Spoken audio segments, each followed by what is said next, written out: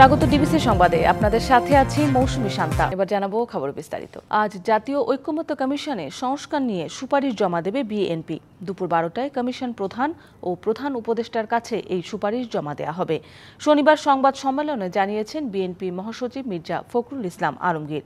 আর বেলা 2টায় সুপারিশমালা পেশ করার কথা রয়েছে নতুন রাজনৈতিক দল জাতীয় নাগরিক পার্টি এনসিপির।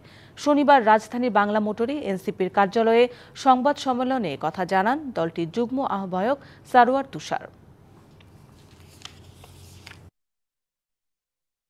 টাকার বিনিময়ে টাকা কেনার বৈধতাই যেখানে নেই, সেখানে ঈদ সামনে রেখে নতুন নোটের দাম বাড়িয়ে দিয়েছেন মৌসুমি ব্যবসায়ীদের একটি অসাধু চক্র। এবছর কেন্দ্রীয় ব্যাংকের নতুন নোট না ছাড়ার সিদ্ধান্ত আরও উস্কে দিয়েছে তাদের।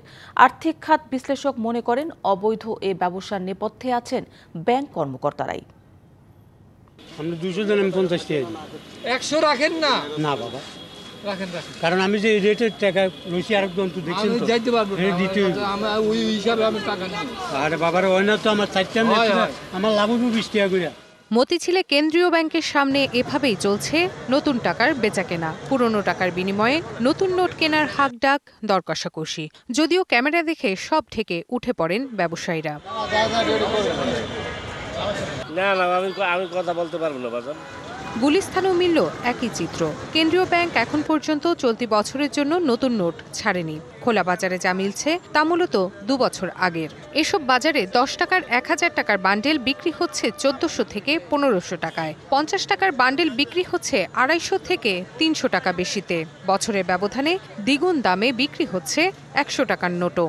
যারা আগে উঠাই রাখছে তারা আমার কাছে বেচতেছে, ব্যাংক থেকে একটাও পাইতেছে না। আমি যে 500 টাকা কিনতেছি 750 টাকা দিয়া, 200-250 টাকা বেশি দিয়ে কিনতেছি। দোকানদাররা লাভ করে মাত্র 10 টাকা 20 টাকা, দোকানদার কোনো লাভ নাই। অবশ্য দোকানদাররা 200 হইতেছে। আর্থিক খাত বিশ্লেষক মনে করেন অবৈধ এ ব্যবসার নেপথ্যে আছেন অনেক ব্যাংক কর্মকর্তা। এগুলোর সাথে বলবো যে শুধু ওরা না, এগুলোর সাথে ব্যাংকারও জড়িত আছে।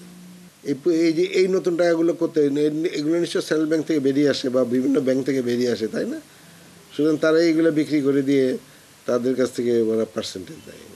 আর এসব রোধে কেন্দ্রীয় ব্যাংকের ভূমিকা নেই উল্লেখ করে প্রশাসনের নজরদারি বাড়ানোর তাগিদ সহকারী মুখপাত্রের। বল থেকে নতুন টাকা ছাড়া বন্ধ আছে। কেন্দ্রীয় ব্যাংকের পক্ষে এইগুলো আর কন্ট্রোল করা এখানে সম্ভব না। এখানে পুলিশের আসলে যথেষ্ট সহায়তা দরকার, কারা কিভাবে এগুলো পাচ্ছে, টাকাটা কিভাবে পেয়েছে। কেন্দ্রীয় ব্যাংক বলছে নতুন নকশার নোট বাজারে আসবে আগামী এপ্রিল-মে মাসে। Rifat Tasnova, DBC news, Dhaka. ঈদের দিন সকালে না হলেও বিকেলে সামান্য বৃষ্টি হতে পারে, তবে চলতি বছর বজ্রপাত ও কালবৈশাখী ঝড় বেশি হতে পারে, এমনটা জানিয়েছে আবহাওয়া অফিস। এমন বাস্তবতায় closing the early warning gap together প্রতিপাদ্যে আজ বিশ্বের অন্যান্য দেশের মতো বাংলাদেশও পালিত হচ্ছে আন্তর্জাতিক আবহাওয়া দিবস। আগাম সতর্কবার্তায় সীমাবদ্ধতা হ্রাসে সম্মিলিত প্রয়াস প্রতিপাদ্য নিয়ে এবার বিশ্বের অন্যান্য দেশের মতো বাংলাদেশেও পালিত হচ্ছে আন্তর্জাতিক আবহাওয়া দিবস। আবহাওয়া অফিস জানিয়েছে চাঁদ দেখা সাপেক্ষে এবার ঈদ উল ফিতর অনুষ্ঠিত হতে পারে 31শে মার্চ। ওই দিন সকালে বৃষ্টি না হলেও বিকেলে সামান্য বৃষ্টি হতে পারে, তবে সিলেট ও ময়মনসিংহ জেলায় সকালের দিকে বৃষ্টি হওয়ার সম্ভাবনা রয়েছে। ঈদ 31 বা 1 তারিখ যেদিনই হোক, আমরা আশা করছি যে দেশের মেজর পার্টি ড্রাই থাকবে, তাপমাত্রা তুলনামূলক একটু বেশি থাকবে, বৃষ্টির সম্ভাবনা ওই রকম থাকবে না। আর যেটুকু বৃষ্টি হবে এটা সিলেট এবং ময়মনসিংহে বৃষ্টির সম্ভাবনা রয়েছে। চলতি বছর বৈশ্বিক তাপমাত্রা গত বছরের থেকে বেশি হলেও ভৌগোলিক কারণে বাংলাদেশের তাপমাত্রা তুলনামূলক কম থাকবে, তবে চলতি বছর বজ্রপাত ও কালবৈশাখী বেশি হতে পারে।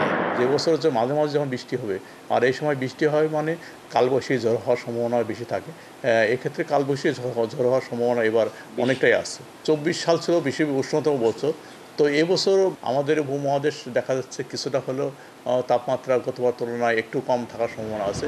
দুর্যোগ ব্যবস্থাপনা আগাম সতর্কবার্তা অত্যন্ত গুরুত্বপূর্ণ উল্লেখ করে আবহাওয়া অধিদপ্তরের পরিচালক জানান, বন্যা, ঝড়, বৃষ্টি, ঘূর্ণিঝড় ও জলোচ্ছ্বাসের মতো প্রাকৃতিক দুর্যোগে আগাম সতর্কবার্তা তৈরি ও প্রচারে বাংলাদেশে উল্লেখযোগ্য অগ্রগতি হয়েছে।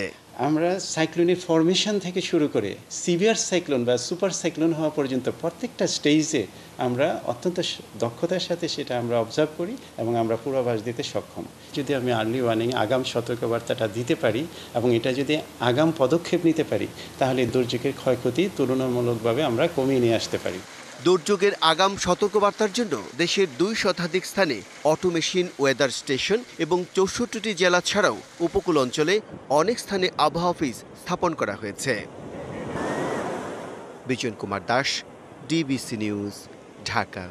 টানা চতুর্থ রাতের মতো সরকার বিরোধী আন্দোলনে বিক্ষোভে উত্তাল তুরস্ক।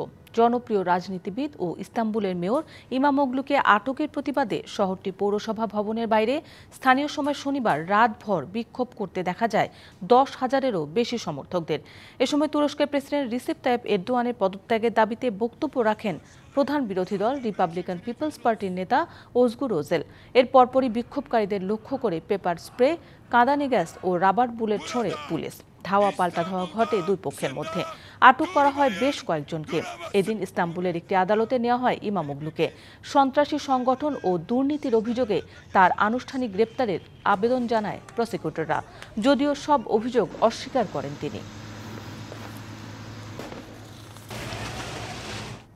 ডিবিসি সংবাদে এই ছিল এখনকার মতো। ডিবিসি নিউজের সংবাদগুলো পড়তে ভিজিট করুন dbcnews.tv আর ভিজিট করুন ডিবিসির ফেসবুক পেজ এবং ইউটিউব চ্যানেল। ডিবিসির সঙ্গে থাকুন।